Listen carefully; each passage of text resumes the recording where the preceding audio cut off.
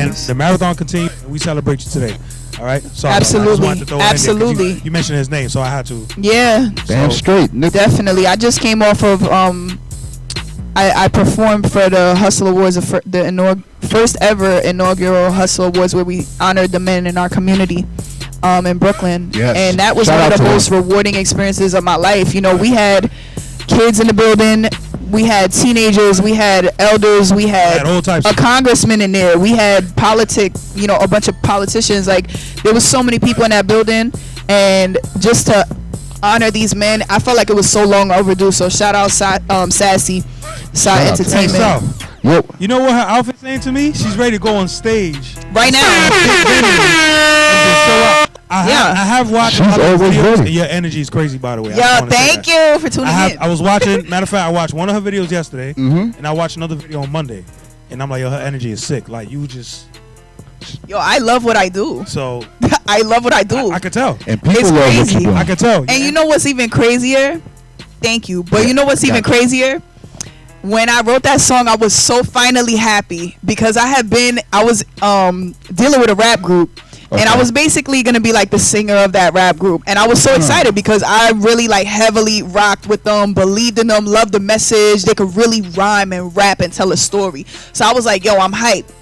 But when we would always perform at venues together, but everybody else is performing rap songs, and my song is just broke up a few months ago. Like, it's just a chill song. Yeah. But I'm rowdy. Anybody who knows me knows that I'm rowdy. Like, I'm not in a bad way where I'm like ready to fight, but I got high energy. You know what I'm saying? Not like high energy. So I will always joke with them like, yo, I need to make a rap song. Like, I need to make a rap song because I want to be on the stage like y'all, and I want to get out there and I want to make the crowd hype. You know what I'm saying? So when pressure came, it was the biggest gift because I had been locked into performance hours so much, and there was times where I wanted to rap, but I didn't write any rap music. So when pressure came out, I went bananas. Bananas.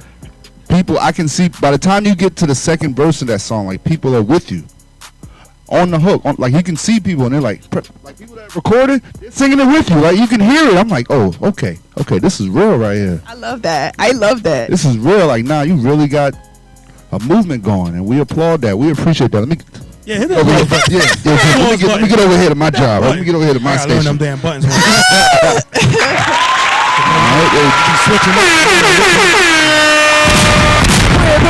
Usually I just do it like that. There you go. If you saw the Kevin Hart special, the new one, he did some shit similar to that with his mouth. He goes, meh, meh, meh, meh. So I just be doing that shit every time somebody just, I don't know, but all right. So you started at the age of 4. I need your name. If you have 5, cool. But give me 3 major inspirations that made you the artist that you are today. Absolutely. 50 Cent. Hey. Jay-Z. Mariah Carey. Lauryn Hill.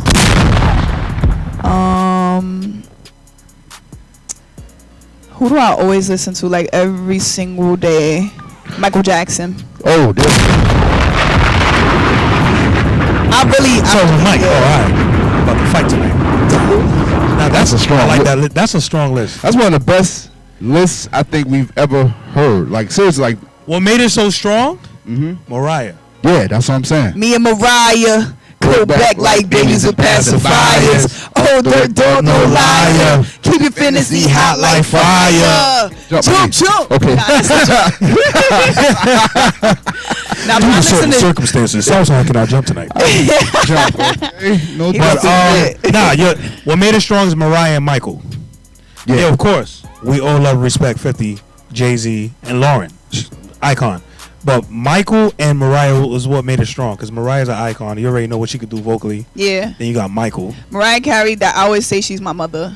Oh, wow. I always say that. I will forever say that. That's how I got my first boyfriend. Shout out Hassan. That was my first boyfriend in middle school, because he was like, I was chasing him around, and we was running back and forth. He threw a book at me, and I was like chasing him because I'm like, yo, I'm gonna cut you. And then he's like, stop chasing me, you crazy Mariah Carey. And I was like, okay. Oh, you just called me Mariah? So let's call him up. So you forgot about whooping his ass after he called you Mariah, or he still whipped his ass? Yeah. You still whooped his ass? No. After he called me Mariah, that's when Cupid's bow hit me. Because I had... Anybody who knows me, like, from back in the day, I used to have this little Barbie radio. Yeah. And I only had, like, 4 CDs. One of them was Brandy. One of them was Monica. One of them was Whitney. One of them was Mariah. And my Mariah Carey CD was my prized possession. Like, I always listen to it every day. So when he said Mariah Carey, that was like the magic words. And then I was like, I'm in love with you. Crazy Mariah Carey. Yeah, the minute he said it, I'm like, oh my God, we gotta get married. Oh, that's it. Period. So wait, I'm more curious to know what happened to the ass whooping. I don't think I wanted to whip his butt no more. I think I just had a crush on him, but I couldn't express it, so I just had to be mad aggressive. Like, yo, that ass, are you serious? I'm gonna beat you up. The crush came before or after the book? Before, because like I feel like anybody who I was paying extra attention to, or who was paying extra attention to me, as far as like, yo, I will really beat you up. Like that's like I feel like that's just like in real life standard. Like when you're younger, yeah. I don't know, because if I tell you I'm gonna beat you up, that means I like you. That's how we show affection. That's so New York. Like that's how we show affection. Now I'm gonna slap you. Stop playing. Stop playing. If I ran always like at recess, if I came all the way across the yard and your exit was over and I came all the way over the distance. Yeah, that's how you know. That's how you know. Well, that's funny. He's gonna whoop his ass until he said Mariah Carey, and she said, "You know what? This is Sparta, Mariah Carey." Oh, love you. I'm about to whoop your Mariah. Oh, hey, how you doing? Like, that's how that was like the hard eye emojis before the hard eye emoji existed. I was like, Mariah, oh my God, why didn't you say that earlier? But the fact that he even acknowledged Mariah, you know what I mean? Like, hold Yeah, up. The fact that she stopped like that, like, wait a minute, what you just call me? Oh, thank you. That was dope. So yeah. But I listen to Jay-Z's free. See, Jay is so crucial for me. Jay is crucial because he gives me the tools to operate in the business. He gives me the tools to know the politics of the business, to know how to move, right? And then 50 Cent, he give me that energy when I know that I'm the GOAT. You know what I'm saying? He give me that energy like, yeah, I run New York. That's swagger. Streets got ears. I run New York. Shout out to 50. I saw him last week. Yeah, so like 50, but also I love what 50 does. I love what he did with Power, because Power reminds me of a book that I love so much called Little Ghetto Girl by Daniel Santiago.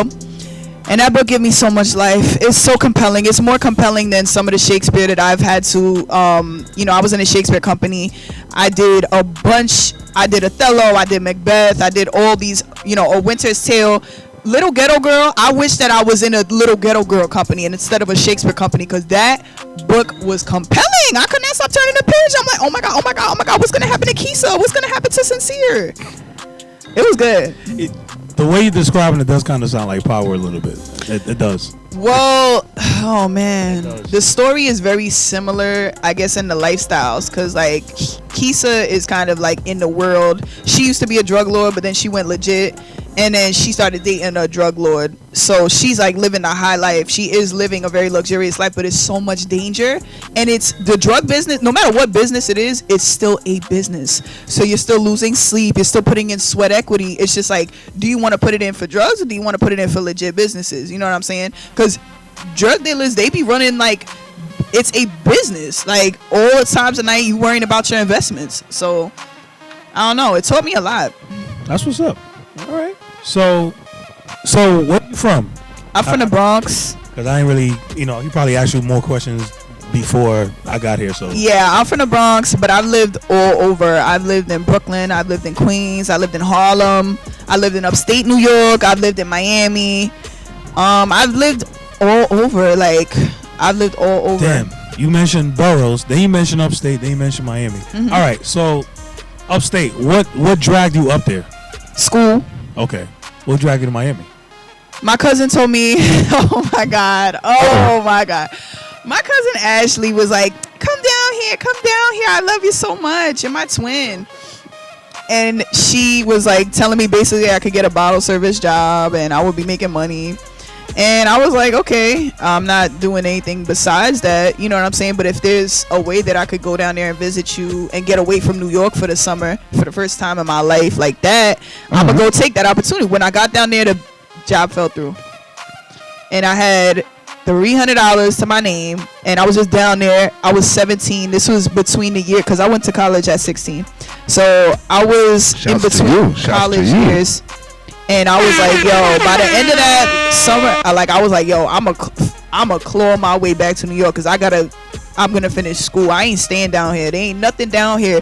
If you don't have like a real career set in place down there is no way for you to actually live. Like you're not about to be living good. Like you about to be living real bad. And other than that, there's like a lot of dirty money. I'm not into that. For all that, why did I leave New York? There's dirty money in New York. It's just that's not the lifestyle that I partake in. No matter if I grow around it or not, I don't rock like that. Well, good thing you found your way back and you're doing what you love. So found my way back, honey. That's a fact. Now I've been noticing, I was saying sports and now in music, that there's sort of a duo thing going on right now. Like in sports, you got 2 players teaming up.